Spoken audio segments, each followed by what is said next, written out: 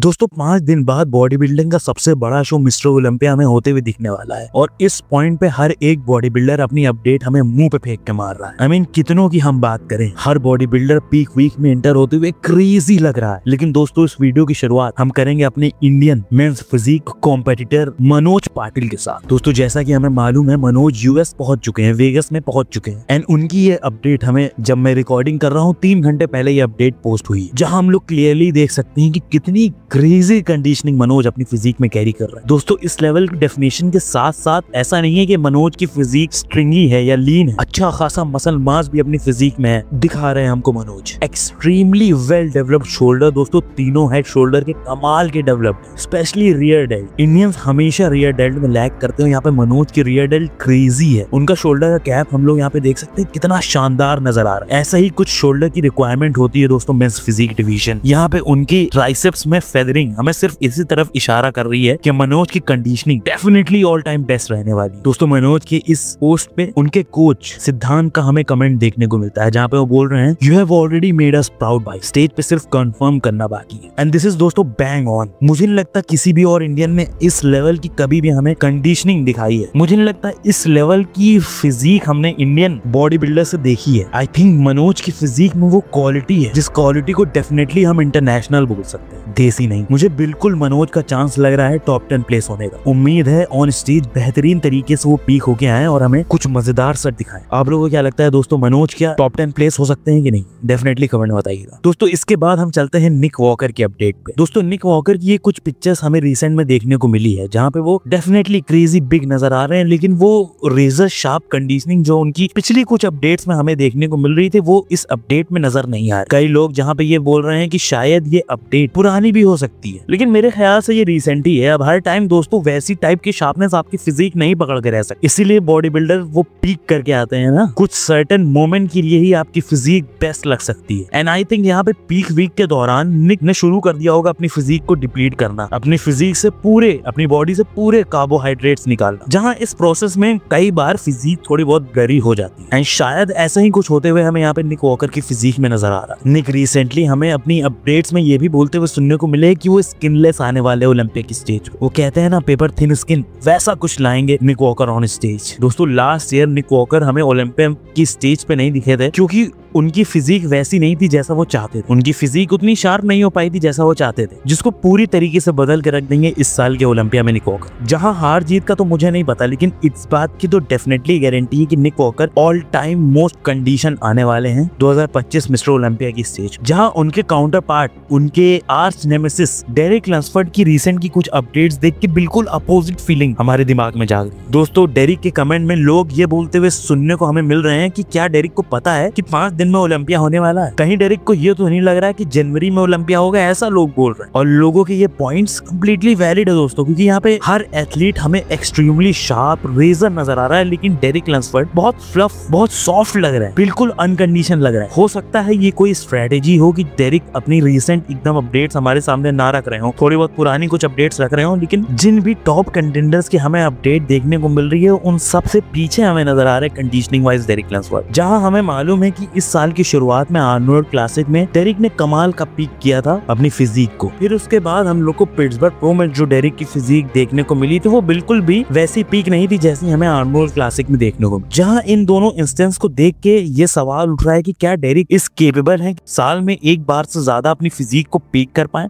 क्योंकि दोस्तों हर एक बॉडी बिल्डर उस चीज के केपेबल नहीं होता है। वो परफेक्ट पीक का फॉर्मूला नेल करना हर बार नहीं हो पाता है, और कई ऐसे बॉडी बिल्डर रहे हैं जिन्होंने एक्सेप्ट भी किया है कि वो एक साल में एक बार से ज्यादा पीक नहीं कर पाते अपनी फिजिक। और मोस्टली ये ओपन मास मॉन्स्टर के साथ होता है क्योंकि उनकी फिजिक बहुत मुश्किल होती है पीक करना। एक छोटी से छोटी चीज भी आपकी फिजिक को खराब कर सकती है इस लेवल की मास पे। जहां कई लोग इस उम्मीद में हैं कि डेरिक इस बार शायद अपनी बेस्ट फिजिक ना लाए, जिसकी वजह से बहुत नीचे देखा जा रहा है डेरिक लंसफर्ड को। लेकिन वहीं अगर उन्होंने कुछ शॉक कर दिया हमें ओलंपिया की स्टेज पे, तो दोस्तों हम लोग को इस बार भी डेरिक लंसफोर्ड वापस से जीतते हुए दिख सकते हैं मिस्टर ओलंपिया। जिस तरीके से क्लासिक फिजिक डिवीजन में माइक समरफेल्ड रैंक 1 पे हैं just by the basis of shows that he won, वैसे ही ओपन डिवीजन में Derek Lunsford on paper Derek number 1 है। भले ही अपडेट वाइज हमें वैसा ना लग रहा हो, लेकिन क्या पता ओलंपिया जजेस के दिमाग में क्या चल रहा है इस टाइम, क्या पता किस तरीके से ओलंपिया जजेस डेरिक लंसफोर्ड की फिजिक देख रहे हैं। We never know, and also we never know कि किस तरीके से पीक होगी ये फिजिक और कैसे हमें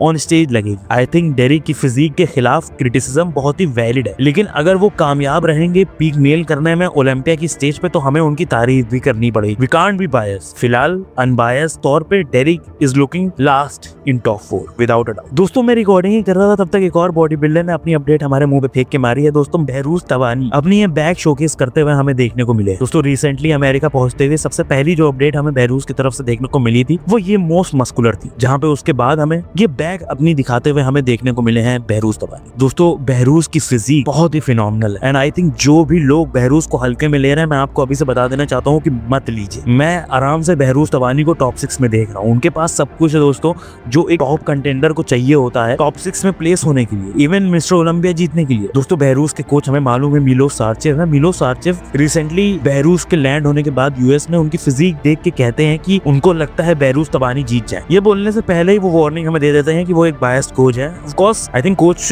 को तो बायस होना ही चाहिए अपने एथलीट के लिए। अगर कोच ही आप में कॉन्फिडेंट नहीं रहेगा तो आप कैसे खुद में कॉन्फिडेंट हो पाए। एंड दोस्तों ऑफ कोर्स मिलोस को ज्यादा ही लंबी छोड़ते हैं, हमने देखा हुआ है उनको ऐसा करते हुए, लेकिन यहाँ पे आई डोंट थिंक कि मिलोस कोई ऐसी बात बोल रहे हैं जो कि इम्पॉसिबल, आई थिंक बहुत ही पॉसिबल है बहरूज तवानी का मिस्टर ओलंपिया जीतना। क्योंकि वही बात आ जाती है दोस्तों कंप्लीटनेस की। सैमसन दौदा लास्ट ईयर चैंपियन बने, दोस्तों सैमसन दौदा कंप्लीट नहीं है, उनकी बैग एक्चुअली काफी वीक है। वहीं बहरूज आई थिंक बहुत कंप्लीट है। उनके क्वाड्स की आउटर सुई थोड़ी बहुत डेफिनेटली हमें फ्लैट नजर आती है, लेकिन मेरे ख्याल से यहाँ पर भी इंप्रूवमेंट की है उन्होंने, जिसकी वजह से दोस्तों मेरे लिए बहरूज तवानी डेफिनेटली टॉप 6 में है। आई थिंक अगर फेयर जजिंग हुई, अगर ज्यादा फेवरेटिज्म पॉलिटिक्स ये सब नहीं हुआ, तो without a doubt Behrouz Tabani deserve करते हैं टॉप 6 प्लेस होना। एस्थेटिक्स, प्लीजिंग मसल बेलीज, कमाल का शेप, मस्कुलैरिटी और कंडीशनिंग, हर एक फैक्टर में बहरूज काफी ऊपर है। आई थिंक ओवरऑल मस्कुलैरिटी अगर उनकी और होती तो उनको मिस्टर ओलंपिया टाइटल जीतने से कोई नहीं रोक सकता था, लेकिन आई थिंक मस्कुलैरिटी वाइज मेरे ख्याल से उनको ये चारों बीट कर दें इजिली। करेंटली क्लासिक फिजिक से काफी सीरियस कंट्रोवर्सी सुनने को मिल रही है हमें। दोस्तों शुरुआत से ही ये नैरेटिव था कि माइक समरफेल्ड बहुत ज्यादा बिगर है बाकी और क्लासिक फिजिक एथलीट के कंपैरिजन में। जो हमारे पास माइक की इंफॉर्मेशन थी वो ये थी कि माइक की हाइट 5 फुट 9 इंचेस है। अब बेसिकली क्लासिक फिजिक डिवीजन में हाइट चेक होते टाइम ऑफिशियल्स हाइट नापने का कांटा वहीं तक लेके आते हैं जहां वो कांटा आपके बालों से टच हो। एंड बेसिक कॉन्स्पिरेसी ये है कि माइक ने अपने बालों में काफी वॉल्यूम ऐड की, जिसकी वजह से उनकी हाइट में 3 इंचेस और ऐड हो गए। अब दोस्तों फुटेज तो हमारे सामने है, इसमें हमें देख के डेफिनेटली ये नहीं लग रहा है कि उनके बाल 3 इंच वॉल्यूम ऐड कर रहे हैं। दूसरा नंबर जो कि हमें सुनने को मिल रहा है वो 3 सेंटीमीटर का है, जो कि मच मोर बिलीवेबल है। और इस इशू के बहुत ही पब्लिक होने के बाद आईएफबीबी ने ये अनाउंस कर दिया है कि वापस से वेन्स के टाइम हर एक एथलीट की हाइट भी चेक की जाएगी। अगर आपको याद हो तो आईएफबीबी ने कुछ ही टाइम पहले ये रूल हटा दिया था कि बार बार एथलीट्स की हाइट नहीं चेक की जाएगी, एक ही बार उनकी हाइट चेक की जाएगी और उसी बेसिस पे उनका वेट कैप डिसाइड होगा। जहां अचानक से आईएफबीबी का ये अनाउंसमेंट करना कि वापस से इस बार हाइट चेक होगी, ये डेफिनेटली इसी तरफ इशारा है कि कुछ ना कुछ तो झोल हो रहा था यहाँ पे, कोई ना कोई चोरी तो की जा रही है यहाँ पे। एंड टेक्निकली दोस्तों यहाँ पे Mike is not to blame. Athletes हमेशा कोशिश करेंगे कोई ना कोई लूप होल ढूंढने की और अपने लिए एक एडवांटेज पाने की, हमेशा ऐसा होगा। लेकिन मेन क्वेश्चन ये है कि क्या हाइट के मुताबिक वेट सेट होने के बाद अगर वो वेट एथलीट मिस कर रहा है तब भी उसको खेलने को दिया जाएगा कि नहीं? क्योंकि ऑल स्पोर्ट्स जहाँ पे वेट लिमिट में आपको आना होता है वहाँ पे अगर आप वेट नहीं बना पाते हैं तो आपको आउटराइट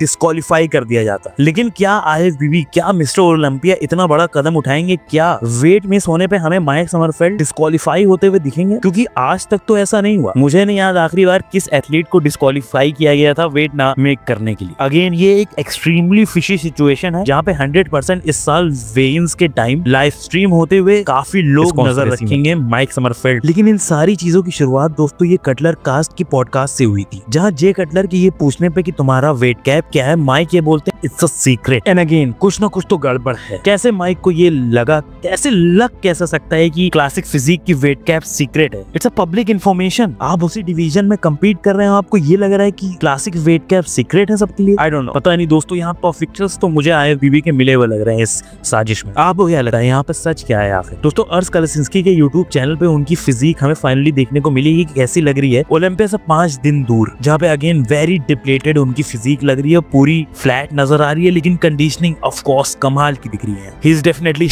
वहीं जब वो पीछे पलटते हैं उनकी बैक हमें नजर में आती है, तो उनकी बैक डेफिनेटली दोस्तों वीकर साइड पे है। जहां इस साल ओलंपिया की स्टेज पर हमें काफी क्रेजी बैग्स दिखने वाली हैं, उस बीच ऐसी बैग डेफिनेटली अर्थ को नीचे खींचेगी। लेकिन मुझे ये तो नहीं लगता है कि अकीम विलियम से नीचे प्लेस किया जाएगा अर्श कलेसिंस्की को। आप ये बोल के अर्श को काफी ऊपर प्लेस कर रहे हैं कि उनकी बैक अच्छी नहीं है, पर उनसे आगे आप अकीम विलियम्स को रखे दे रहे हैं जिनकी बैक सबसे बेकार है। टॉप 10 ओलंपिया में मुझे लगता अकीम विलियम से बेकार बैक किसी की भी है। और बेकार बैक मैं इन जनरल नहीं बोल रहा हूँ, ऑफ कोर्स एवरेज इंसानों से बेहतर बैक है, लेकिन ओलंपिया के कंपेटिटर से यहाँ पे हम कंपेयर कर रहे हैं ना, इतना तो मैं गारंटी दे रहा हूँ कि अकीम से ऊपर अर्श कलेसिंस्की प्लेस होंगे। आपको क्या लगता है? आप लोग डेफिनेटली कमेंट में बताइएगा। यहाँ पे उनकी फिजिक के बारे में मुझे ऐसा नहीं लगता कि कुछ ऐसा डिफरेंट है जिसके बारे में हमें बात करना जरूरी है। आई थिंक जितना हम बात कर सकते थे उनकी फिजिक को यहाँ पे देख के एनालाइज कर सकते तो उतना हमने कर लिया है। मैं दोस्तों डेफिनेटली अर्श से काफी एक्सपेक्टेशन लेके चल रहा हूँ। दोस्तों आखिरी अपडेट मैं 212 के एथलीट के साथ देना चाहूंगा। सबसे पहले दोस्तों ये निहत काया की अपडेट हम लोग देखते हैं, जहाँ पे वो हम लोग को रिसेंटली मार्टिन फिट्जवाटर के साथ अपनी फोटो पोस्ट करते हुए नजर आए, जहाँ पे क्रेजी बिग उनकी फिजिक लग रही है। दोस्तों मार्टिन ओपन बॉडी बिल्डर है, 212 में नहीं वो कॉम्पीट करते हैं। 212 पाउंड की डिवीजन में अपना डेब्यू करने जा रहे हैं निखत ओलंपिया की स्टेज पे, जहाँ उनके मार्टिन से कंपेरेबल साइज देखना डेफिनेटली इस तरफ इशारा है कि काफी तगड़े कंटेंडर होने वाले हैं, वो भी 212 डिवीजन के। लेकिन आई थिंक कोई भी क्योन पियर्सन के हाथ से 212 की ट्रॉफी नहीं ले सकता है सर, कोई भी नहीं। दोस्तों ये कुछ अपडेट्स रिसेंट में हमें देखने को मिली है क्योन पियर्सन की तरफ से, जहाँ पे उनके कोच पैट्रिक ट्रूर हमें बैकग्राउंड में नजर आ रहे हैं। दोस्तों यहाँ पे क्योन की क्वाड्स की फेदरिंग, उनके साइड चेस्ट में उनकी कंडीशन, उनकी ओवरऑल साइज, हर चीज इसी तरफ इशारा है कि क्योन का ये पैकेज ऑल टाइम बेस्ट रहने वाला है। एंड अगेन जो लोग इतना ज्यादा पुश कर रहे हैं क्योन पियर्सन को ओपन में कॉम्पीट करने के लिए, मुझे नहीं समझ में आ रहा है ऐसा क्यों कर रहे हैं वो लोग। आई थिंक मल्टीपल ओलंपिया अगर वो 212 से जीतेंगे तो उनकी ज्यादा खतरनाक लेगेसी बनेगी कंपेयर टू बार टॉप 4 या टॉप 3 प्लेस होंगे अगर वो ओपन डिवीजन है। मुझे नहीं लगता कि वो जीत सकते हैं open division. He have a lot of size, लेकिन